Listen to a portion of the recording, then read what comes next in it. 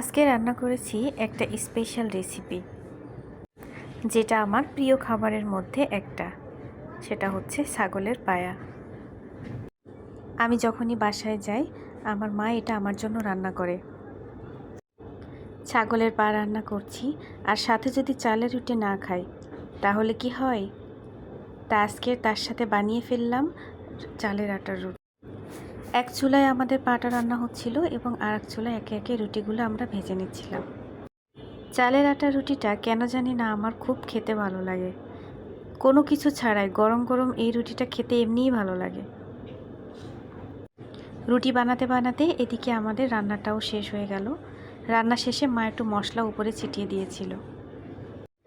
রান্না শেষে পাগুলা দেখতে এত লোভনীয় দেখাচ্ছিল, মনে হচ্ছিল এখনই সব খেয়ে ফেলি। হয়ে গেল আজকে আমার প্রিয় রেসিপি। দেখতে কতটা সুন্দর হয়েছে।